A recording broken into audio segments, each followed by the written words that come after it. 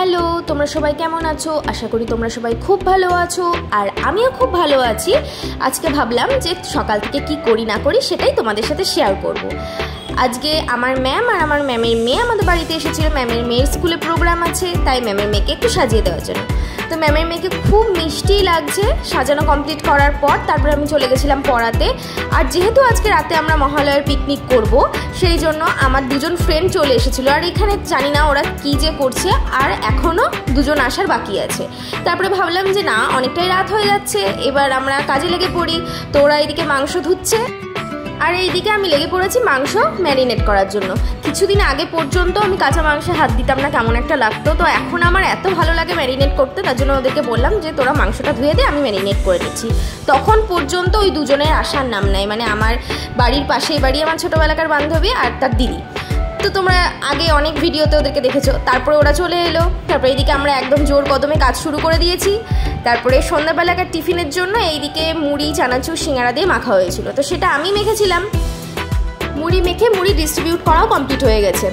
তারপরে আমি নিয়ে বসেছিলাম গামলাতে মুড়ি। আমার গামলাতে মুড়ি খেতে বেশ ভালো লাগে। তারপরে মুড়ি টুড়ি খেয়ে তার দেখছি প্রায় 9টা বেজে গেছে। এবার রান্নার জোগাড় করতেই হবে। একজন তো চলে এসেছে উনুন ধরাতে, আর একজন বসে বসে ফোন দেখছে। তার মাঝখানে আমিও একটু ভিডিও করে নিলাম। আর এই যে এই ব্যক্তি, ইনি না আসলে হয় কাজ, চলে এলো ব্যাস উনুন ধরাতে। তো এখানে অবশেষে আমরা উনুনটা ধরাতে পেরেছি, রান্নাটাও আমাদের বসেছে। তো এরা ফার্স্ট থেকে একটু রান্না করছিল। মাঝে মাঝে আমিও এসেছি, এই যে আমিও বসেছি একটু রান্না করতে। ওদেরকে বললাম যে আমি একটু রান্না করছি, তোরা একটু ভিডিও করে দে। আর এই যে আমাদের রান্নার এখন প্রসেসিং চলছে। অনেকক্ষণ এদিকে রান্না বান্না করে আমরা একটু ক্লান্ত হয়ে গেছিলাম, তার জন্য আমরা বসে বসে একটু গল্প করছিলাম। আর আমাদের মেনুতে আজকে ছিল মাংস আর ভাত। পিকনিকের রান্নার সেজন্য একটা আলাদাই স্বাদ।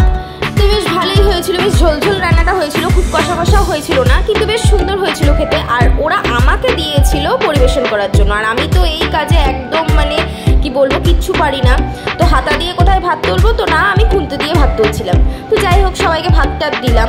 তারপরে আমি এমনভাবে ওদেরকে চিকেনটা সার্ভ করেছি, ওরা বলছে যে এইভাবে যে খেতে দিয়েছি, যে একটু ফোনে মানে ছবি তুলে ফোনে স্ট্যাটাস দেবো, সেটাও আর পারছি না। মানে এত বাজে করে আমি খেতে দিয়েছি, কিন্তু ওরা আমাকে দিয়ে এই কাজটা করাবে, কি আর করতে পারি।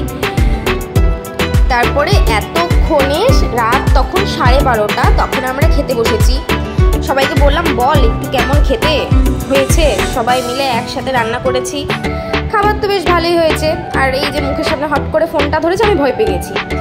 লাস্টে কোল্ড ড্রিঙ্কস খেয়ে আজকের পিকনিক আমরা শেষ করলাম। তো আজকের মতন টাটা।